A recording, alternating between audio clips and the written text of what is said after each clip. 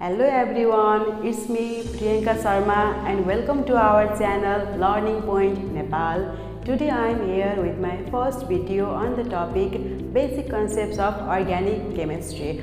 Hope this video will be useful for all the students. So let's begin with the topic. Basic concepts of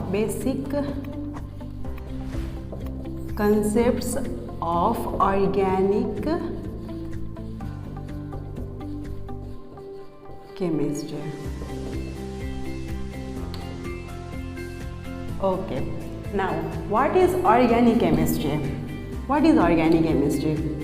Organic chemistry means branch of chemistry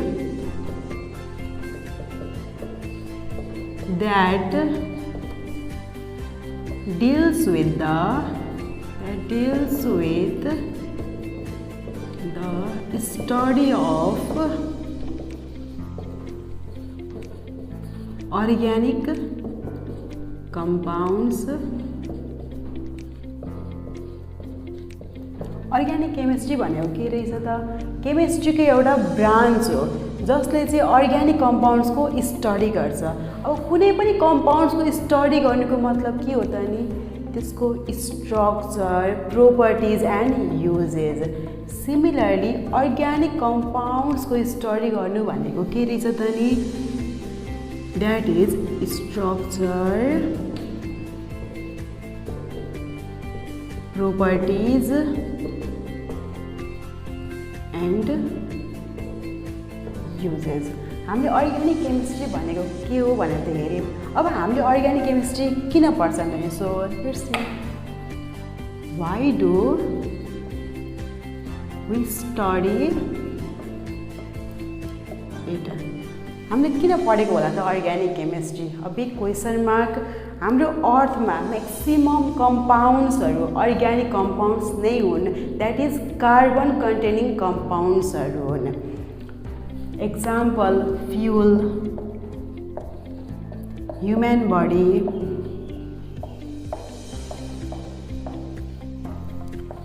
dies, drugs, fabrics, LPG gas etc.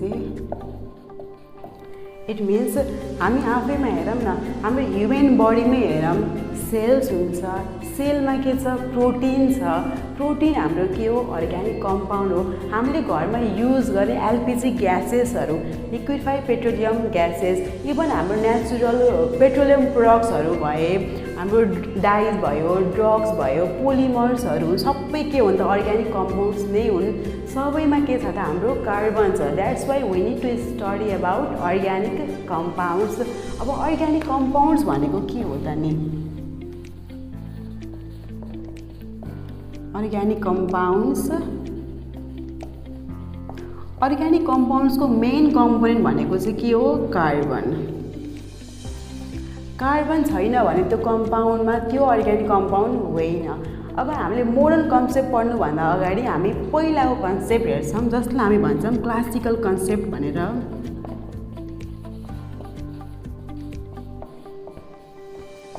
That is old concept. अब classical कन्सेप्टमा साइन्टिस्टहरूले के भनेका थिए भन्दाखेरि हाम्रो जुन organic कम्पाउन्ड्सहरू छन् living अर्ग्यानिजम्सबाट obtain भएको, जस्तै प्लान्ट्सबाट भए, एनिमल्सबाट भए। एक्जाम्पलहरू सुगरमा के छ हाम्रो कार्बन छ, हाइड्रोजन छ, अक्सिजन छ। सुगर भनेको के हो अर्ग्यानिक कम्पाउन्ड हो। सुगर अब्टेन कहाँबाट भएको त नि सुगर क्यानबाट अब्टेन भएको। सुगर क्यान के भयो त हाम्रो प्लान्ट हो which is living organism. Similarly युरियामा पनि के छ नाइट्रोजन छ, कार्बन छ, हाइड्रोजन छ, अक्सिजन छ। युरिया हाम्रो अर्ग्यानिक कम्पाउन्ड हो। युरिया हाम्रो प्रेजेन्ट कहाँ भएको त नि कहाँबाट अब्टेन भएको? एनिमल्सहरूको हाम्रो म्यामल्सहरूको युरिनबाट अब्टेन भएको के हो त युरिया भयो। इट मिन्स लिभिङ अर्ग्यानिजम्सबाट आइदर प्लान्ट्स अर एनिमल्सको बडीबाट अब्टेन भएको कम्पाउन्ड्सलाई हामी के भन्छौँ अर्ग्यानिक कम्पाउन्ड्स भन्छौँ। सिमिलरली एउटा थ्योरी छ भाइटल फोर्स थ्योरी भनेर। भाइटल फोर्स थ्योरी यो थ्योरी प्रपोज गर्नुभएको थियो बर्जेलियस भन्ने साइन्टिस्टले, प्रपोज्ड बाई बर्जेलियस, एउटा केमिस्ट हुन्। उहाँले के भन्नुभयो भन्दाखेरि अर्ग्यानिक कम्पाउन्ड्सहरू अप्टेन भएको कहाँबाट, लिभिङ अर्ग्यानिजम्सबाट। अब कसरी अप्टेन भएको होला त नि, हाम्रो बडीमा भएको, हाम्रोमा लिभिङ अर्ग्यानिजम्सको बडीमा भएको सेल्सले सिक्रेट गरेको some kind of mysterious force, that is vital force हो। त्यो फोर्सले गर्दाखेरि अर्ग्यानिक कम्पाउन्ड्सहरू अप्टेन भएका हुन्। इट मिन्स अर्ग्यानिक कम्पाउन्ड्स ल्याबमा बनाउन सकिँदैन भन्छ है। उहाँले के भन्नुभएको थियो, organic compounds can not be prepared in lab, can not be prepared in lab. अब ल्याबमा हामी कसरी बनाउँछौँ त, इनअर्ग्यानिक कम्पाउन्ड्सबाट भयो। So from inorganic compounds,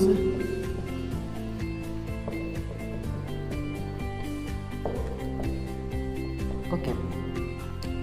but जब यो थ्योरी प्रपोज भयो होइन, त्यस पछाडि अरू पनि साइन्टिस्टहरू आउनुभयो। एउटा साइन्टिस्ट आउनुभएको थियो,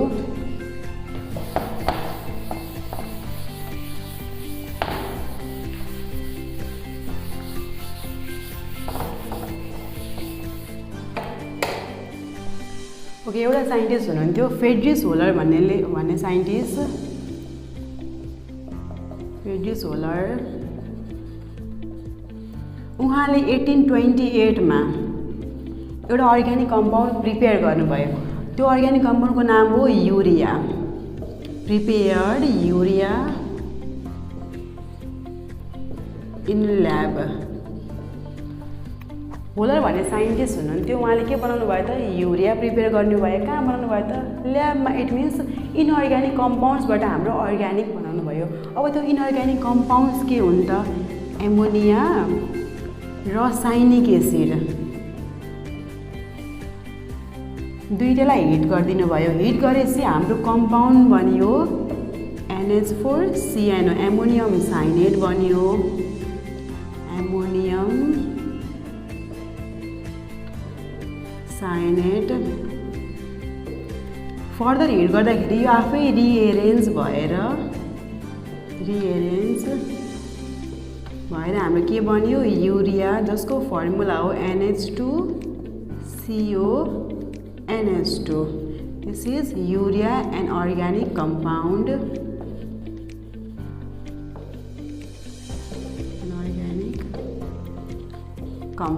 हाम्रो यो एमोनिया र साइनिक एसिड के हुन्, इनअर्ग्यानिक कम्पाउन्ड हुन्। एमोनियम साइनेट पनि के हुन्, इनअर्ग्यानिक कम्पाउन्ड हुन्। तर हाम्रो युरिया के हो, अर्ग्यानिक कम्पाउन्ड हो। हाम्रो अर्ग्यानिक कम्पाउन्ड प्रिपेयर कसरी भयो त, इनअर्ग्यानिक कम्पाउन्डबाट अर्ग्यानिक कम्पाउन्ड हामीले बनायौँ होइन। इट मिन्स ल्याबमा हाम्रो फ्रेडरिक होलर भन्ने साइन्टिस्टले अर्ग्यानिक कम्पाउन्ड बनाउनु भयो। यस पछाडि धेरै साइन्टिस्टहरू आउनुभयो, लाइक कोल्ब, उहाँले प्रिपेयर गर्नुभयो acetic acid, Kolbe prepared acetic acid. Similarly Berthelot prepared methane and so on. जब हाम्रो युरिया ल्याबमा प्रिपेयर गर्नुभयो नि साइन्टिस्टले, तब हाम्रो भाइटल फोर्स थ्योरी के भयो त, फेल भयो। किनकि भाइटल फोर्स थ्योरीमा के भन्नुभएको थियो बर्जेलियस भन्ने साइन्टिस्टले, कि अर्ग्यानिक कम्पाउन्ड्सलाई ल्याबमा बनाउन सकिँदैन भन्नुभएको थियो। तर होलर त प्रिपेयर गर्नुभयो। इट मिन्स हाम्रो भाइटल फोर्स थ्योरी के भयो त, फेल भयो। ओके, हामीले अर्ग्यानिक कम्पाउन्ड्सको क्लासिकल कन्सेप्ट, पुरानो कन्सेप्ट त हेरिहाल्यौँ के रहेछ। अब हेरौँ हाम्रो मोडर्न कन्सेप्ट। आजभोलि अर्ग्यानिक कम्पाउन्ड्सलाई कसरी डिफाइन गरेको छ, त्यसमा कुन कुन इलिमेन्ट्सहरू छन्, सो हेरौँ ल। मोडर्न कन्सेप्ट्स, हामीलाई थाहा छ अर्ग्यानिक कम्पाउन्ड्सको मेन कम्पोनेन्ट के रहेछ त, carbon. Main component is carbon. Now, are all carbon containing compounds organic? Carbon containing compounds organic? अब यो क्वेसन त आएकै होला पक्कै पनि होइन। अब कार्बन भएको सबै कम्पाउन्ड्सहरू अर्ग्यानिक होला त नि? होइनन् obviously. Like CO2, CaCO3, CO etc। यी कम्पाउन्ड्सहरूमा कार्बन त छन्, बट यो हाम्रो अर्ग्यानिक होइन। इट मिन्स हाम्रो अर्ग्यानिक कम्पाउन्ड्सको कम्पोनेन्ट्सहरू के हुन् त नि? हाम्रो अर्ग्यानिक कम्पाउन्ड्सको मोस्ट एसेन्सियल कम्पोनेन्ट के हो त? कार्बन। इट मिन्स हाम्रो कार्बन त हुनै पर्यो। यो साथसाथै हाम्रो हाइड्रोजन पनि हुनुपर्छ। ओके, कार्बन र हाइड्रोजन भयो, त्यस पछाडि oxygen, nitrogen, sulphur, phosphorus and halogens. यी इलिमेन्ट्सहरू अर्ग्यानिक कम्पाउन्ड्समा छन् भने त्यसलाई हामी के भन्छौँ? अर्ग्यानिक कम्पाउन्ड्स भन्छौँ। अनि त्यो पनि म्याक्सिमम कम्पाउन्ड्सहरूमा के छन् त? Carbon, hydrogen, oxygen. Maximum organic कम्पाउन्ड्समा के छन्? Carbon, hydrogen, oxygen. Only few organic कम्पाउन्ड्समा के छन्? नाइट्रोजन, सल्फर, फोस्फरस र हेलोजेन। त्यही भएर यिनीहरूलाई हेटेरो इलिमेन्ट्स पनि भनिएको हुन्। हेटेरो इलिमेन्ट्स और फरेन इलिमेन्ट्स। Foreign elements. अब फ्यु एक्जाम्पल्सहरू हेरौँ अर्ग्यानिक कम्पाउन्ड्सको। एक्जाम्पल, त्योभन्दा पनि अगाडि यसको डिफिनेसन। अर्ग्यानिक कम्पाउन्ड्स हामी कसरी डिफाइन गर्छौँ? Hydrocarbon and their derivatives. Organic compounds भनेको के रहेछ त नि? Hydrocarbon and their derivatives. अब नाममै छ हाइड्रोकार्बन। इट मिन्स हाइड्रोजन र कार्बनले बनेको कम्पाउन्ड्स। अर्ग्यानिक कम्पाउन्डमा हाइड्रोजन र कार्बन हुनै पर्छ। ओके, केही एक्सेप्सनल छन्, जस्तै कि एक्जाम्पल भयो CCl4, CS2। यो हाम्रो दुईवटा के हो? एक्सेप्सनल हुन्। यी दुईवटा कम्पाउन्ड्समा कार्बन छन्, हाइड्रोजन चाहिँ छैनन्। यो कम्पाउन्डमा हाइड्रोजन नभए पनि यो हाम्रो के हो त? अर्ग्यानिक कम्पाउन्ड हो। योभन्दा बाहेक हाम्रो अर्ग्यानिक कम्पाउन्ड्सहरू हुन् CH4। एक्जाम्पल, कार्बन छ, हाइड्रोजन छ, अर्ग्यानिक कम्पाउन्ड हो। CH3OH, कार्बन छ, हाइड्रोजन छ, अक्सिजन छ, अभियसली अर्ग्यानिक कम्पाउन्ड हो। CH3, CH2, CH2, Cl, carbon छ, हाइड्रोजन छ, हेलोजेन छ, अर्ग्यानिक कम्पाउन्ड हो। etc। यो भिडियो थियो हाम्रो बेसिक कन्सेप्ट्स अफ अर्ग्यानिक केमिस्ट्रीको पार्ट 1। पार्ट 2 मा हामी अर्ग्यानिक कम्पाउन्ड्सको क्लासिफिकेसनको बारेमा थोरै स्टडी गर्नेछौँ। भिडियो मन परेमा लाइक, सेयर, सब्सक्राइब र कमेन्ट गरिदिनु होला। इनकेस त्यस्तो केही प्रब्लम, क्वेरिजहरू छ भने हामीलाई कमेन्ट गरिदिनु होला र साथीभाइहरूमा यो भिडियो सेयर गरिदिनु होला। धन्यवाद।